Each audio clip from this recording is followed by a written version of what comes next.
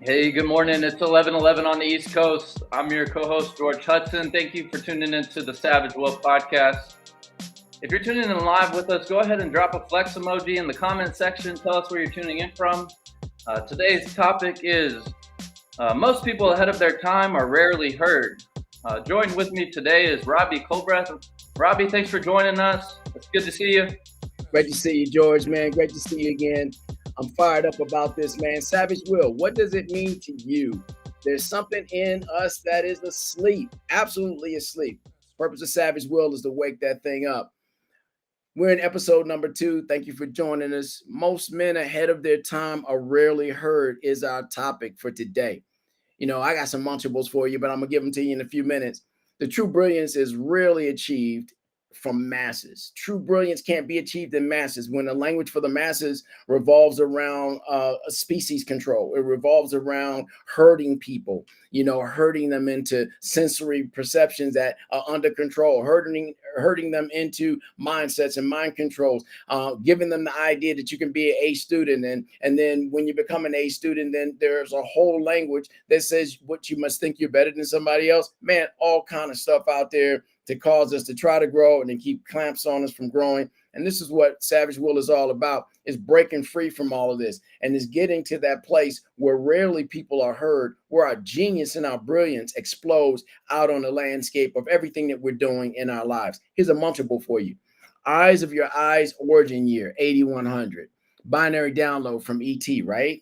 It's never about what you believe. It's always about what you can prove. And so, if we were to go into this adventure, we were to go into this expanse of creativity that's already been given to us, man, we would look like we got an ET download. We would look like we're out of bounds in our capacity. Out of bounds is exactly where we want to be. The capacity of the mind is unappreciated. We visualize and dream as children and awaken only to recite living the dream and doing very little other than earning a living. Amen. If we're going to live the dream, then imagine this: seeing through hearing, smelling through touching, imagining and spiritually transacting, tasting and unleashing unbridled thoughts. That's omnificence, man. That's co-creating. And one of my favorite books, the creator took on the form of the created. He allowed himself to transact on every spiritual level, emotional level, thought level, and it was all experiential, 100% experiential. He did it even experiencing death.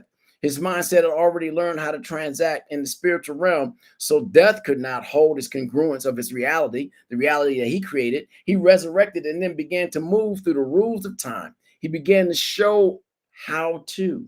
Not only did he show how to, he demonstrated how to really live the dream, move like a flowing river. He started to move matter. He was the matter itself that moved, the matter itself that wasn't trapped. He was limitless, like the air itself that we breathe. Is a munchable. Many infant prodigies are walking the planet. They're playing to the beat of the herdsman.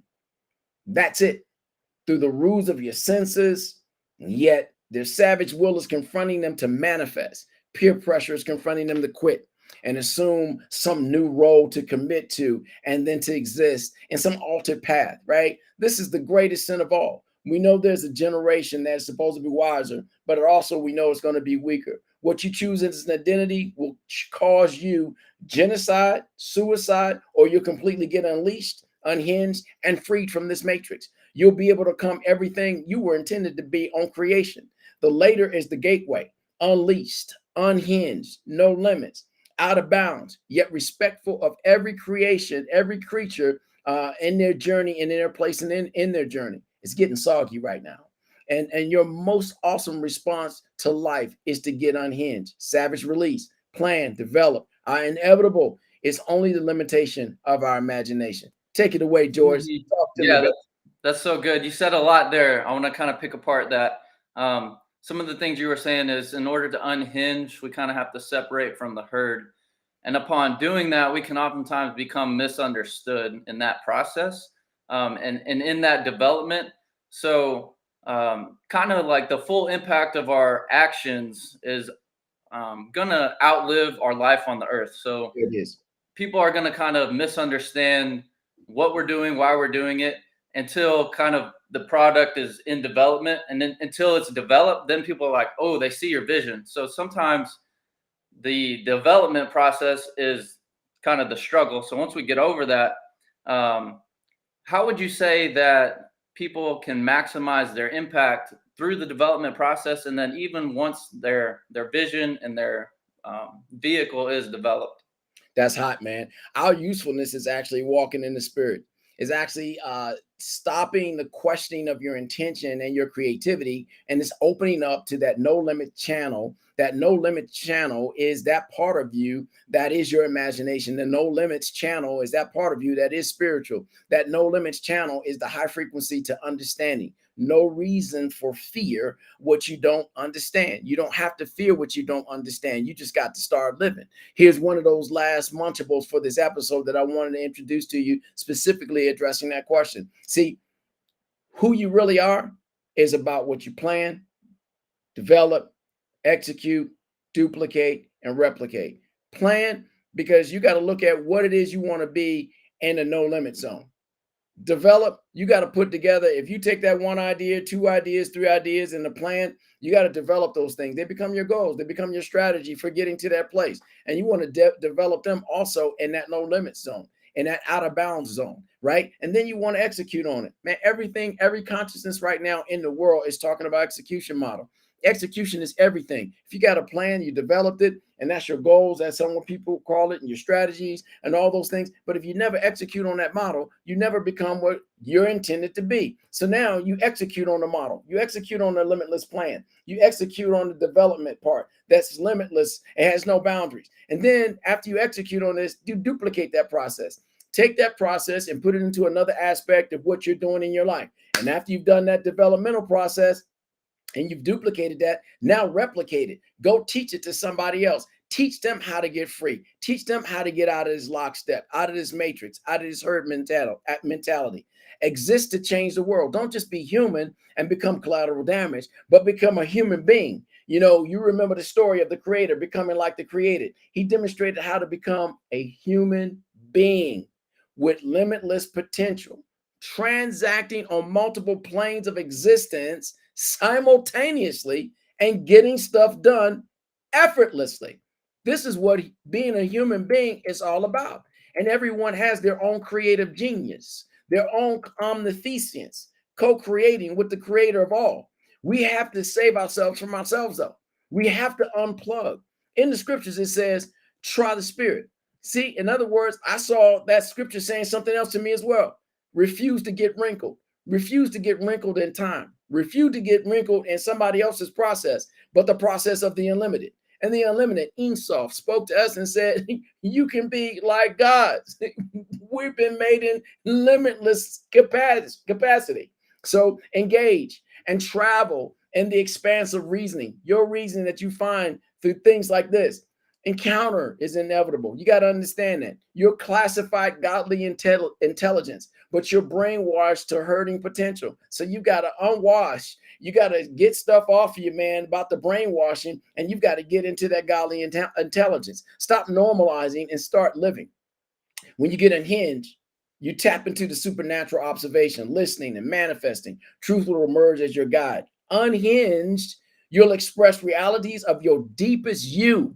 And you'll begin to exist, breathe, and begin to live. The journey is not for the faint of heart. Breaking out, breaking the herdsman's rules. This is more than a journey, stronger than lust, more potent than limitations. It's pure energy that wants to morph. It's a freedom march. Savage will. It's the new you, man. The actual you is waiting on you right now. Write it down. Write down your thoughts and your experiences. We'll see you at the next episode. So good, Robbie. So kind of a follow-up question. What's a good action point we can give to some of our listeners? You mentioned breaking free, Yes. kind of unherding or unhinging. Unhinging. What's one thing that you do that helps you break free in your thought process, in your approach to life, to kind of break away from that herd mentality? So one of the things I do to break away from the herd mentality, I do this and it's simple. It might seem like it's something that other people have done, but I pray. And the funniest thing about me in prayer is I believe that what I pray has been given to me to pray so that I can exist in it. So one of the things that I do, I pray, and I pray a plan. And I pray that plan. And inside of that prayer, I'm asking for wisdom, knowledge, understanding, perfect discernment, so that I can express that developmental side. So it's limitless, because I realize that in my prayers, there's no boundaries. In my prayers, there are no limits. And so I make my plans out of my prayers, and I develop my plans and out of my prayers, and then I execute on that model every single day. And if I make a little bit of progress, a great bit of progress, I celebrate those things, and then I duplicate them. I duplicate the same process over and over again. My replication model is that I not only just shared it with you, but I give it back to myself so I can live it another day. My days, every single day for me is a new day. It's a new challenge. Mm-hmm. It's a new place to unhinge, to unplug. Matter of fact, if you're listening right now, this is the second episode of Savage Will. This is part of being unplugged. Mm-hmm. Limitless potential. Unhinged. I love it. We're break some things, guys. We're about to break. Yeah. We're going to go ahead and wrap it up for today. Thanks for tuning in today's episode. We'll be back here live at 11:11 Eastern Time. And our next topic will be how to discover the new you. So stay tuned, and we look forward to seeing you there. Thanks. See you guys next week.